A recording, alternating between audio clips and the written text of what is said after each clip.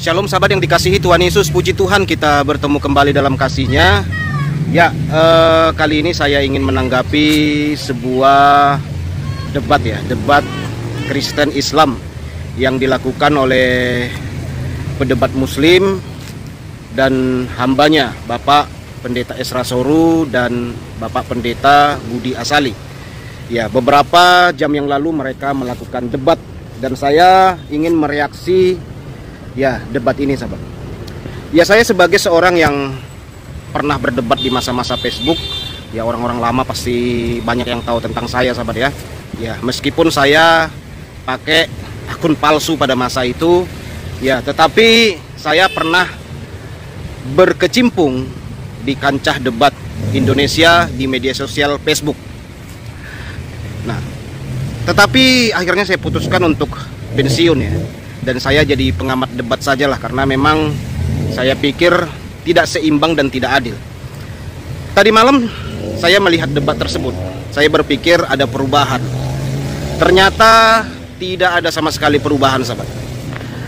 Jawaban-jawaban dari Bapak Pendeta Esra Soru dan Bapak Pendeta Budi Asali ya cerdas karena mereka memang ahli di bidang teologi, sejarah kekristenan dan sejarah Alkitab ya.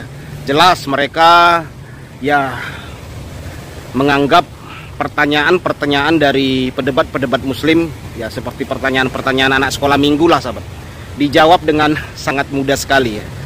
Tetapi ada hal yang saya kritik saudaraku yang terkasih. Pertama, kritikan saya yang pertama, debat di Indonesia ini khususnya debat agama sangat-sangat tidak seimbang. Kenapa saya katakan sangat tidak seimbang? Pertama, kita lihat pedebat Muslim bebas bertanya tentang Alkitab, tentang ajaran kekristenan. Pedebat Kristen menjawab pertanyaan-pertanyaan dari Muslim mengenai kekristenan. Tetapi pedebat Kristen tidak diberikan sebuah kesempatan untuk bertanya tentang kitab orang Muslim, tentang ajaran-ajaran orang Muslim. Seharusnya seimbang dong. Seharusnya dua arah, jangan searah gitu loh. Jangan hanya tanya. Habis itu setelah ditanya, orang Kristen diberikan atau jawaban, setelah itu orang Muslim menjawab, oh bukan begitu. Kan jadi aneh sahabat. Ke orang Muslim yang jadinya membantah gitu sahabat ya.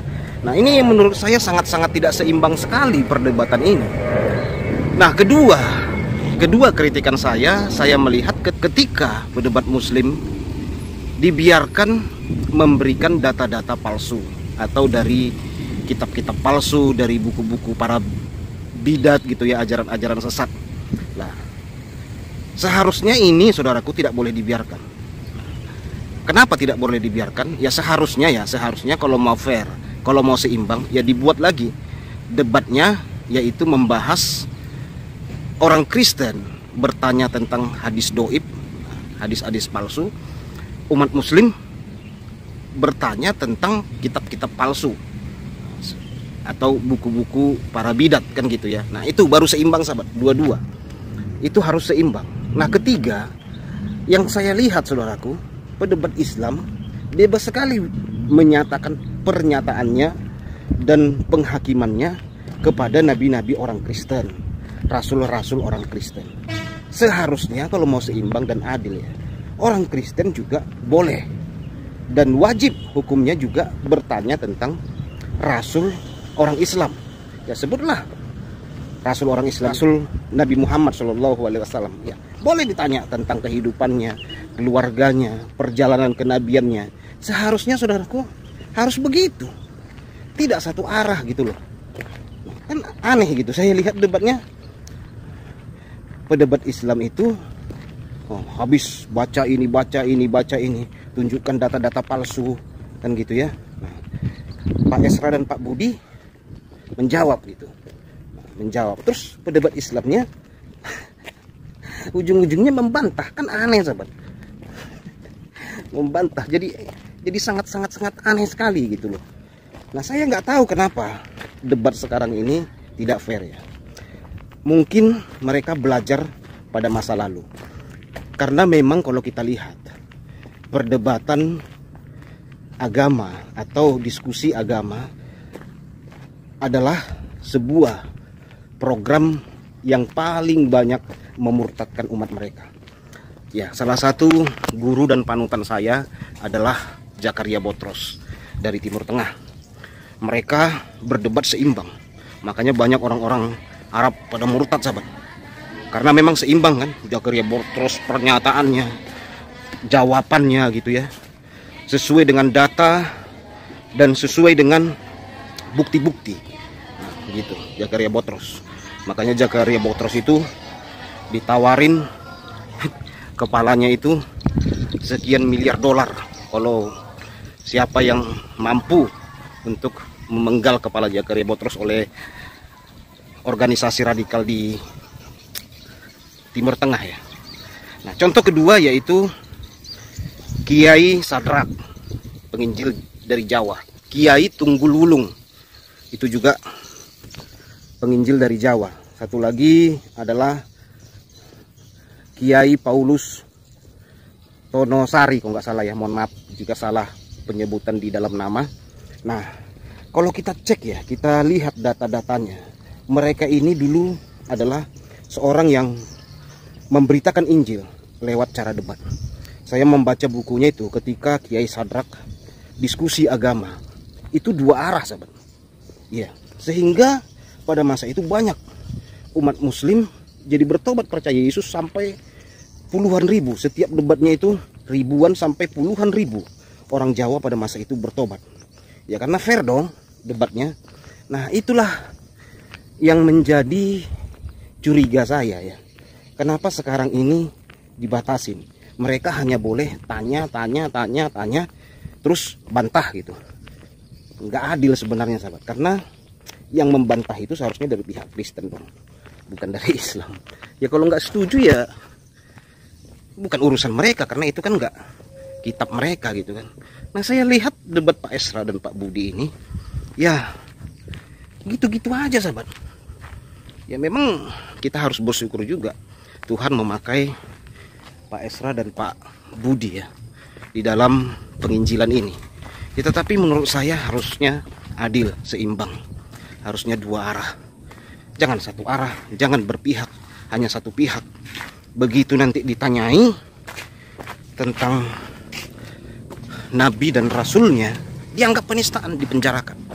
Nah, ini kan tidak adil. Sementara mereka bebas tanya Rasul kita, Nabi kita, kitab suci kita, ditanya. Bahkan mereka bantah juga. Nah, seharusnya kita juga dikasih kesempatan yang sama. Gak perlu dong kita ketakutan kalau ditanyai.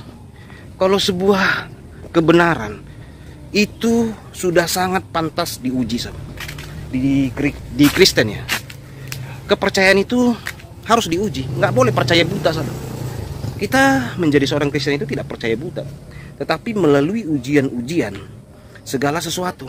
Jadi namanya kebenaran ya sudah pasti butuh pengujian, butuh data yang konkret agar kita menjadi percaya. Nah, bukan ketika diuji dianggap menista. Seharusnya umat muslim tak perlu takut. Kalau memang benar Nabi Muhammad itu adalah nabi terakhir, nabi yang benar-benar utusan Allah, dan dialah nabi yang terbesar gitu ya. Ya, tak perlu takut lah untuk ditanyai, tak perlu takut untuk diuji. Kebenaran pasti akan muncul. Kebenaran itu tidak bisa ditutup-tutupi, sahabat. Kebenaran itu tidak bisa dibungkus-bungkus gitu, tidak bisa. Kebenaran itu pasti muncul. Gitu loh. Kenapa mereka takut ditanyai? Kayak debat itu, saudaraku. Itu namanya debat satu arah itu. Kalau dinilai dari keadilan, keseimbangan, itu sama sekali tidak adil ya. Karena cuma tanya.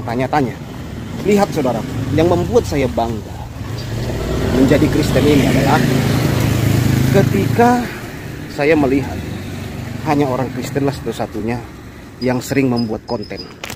Tanyai apa saja tentang Rasul kami, tanyai apa saja tentang Nabi kami, tanyai apa saja tentang Alkitab kami. Lihat itu di snack video, di TikTok, di YouTube, hanya orang Kristen yang berani membuat judul diskusinya Alkitab ditanya, Alkitab menjawab. Kan gitu ya. Saya percaya mereka tidak akan berani membuat judul yang sama seperti kita. Tak akan berani, sahabat. Mereka memberikan judul diskusi, tanyai apa saja tentang Rasul kami, tanyai apa saja tentang kitab kami. Tak akan berani, sahabat. Kalau berani mereka, wah, masuk kita. Tetapi syaratnya harus begini.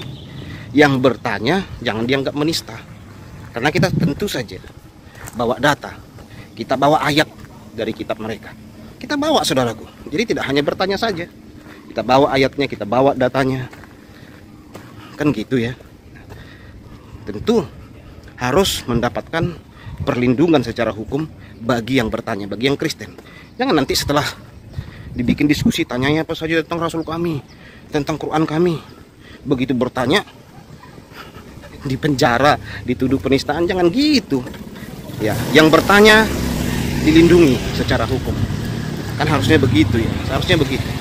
Dan saya percaya ya, mereka tidak akan berani bikin diskusi begitu. Itulah sebabnya saya sangat bangga menjadi Kristen ini, bangga sekali saya. Iya, karena kebenaran di Kristen ini terbukti nyata. Kebenaran di Kristen ini valid gitu ya. Oke sahabat yang terkasih, Tuhan Yesus memberkati kita semua. Itulah tanggapan saya mengenai debat Bapak Pendeta Esra Soru dan Bapak Budi Asali. Mereka adalah orang-orang yang luar biasa, tetap dukung mereka, saudaraku ya, karena debat ini adalah debat offline ya, dilakukan di ruangan dan dibuat live-nya juga. Jadi cukup keren sih, cukup keren. Tuhan Yesus memberkati. Shalom.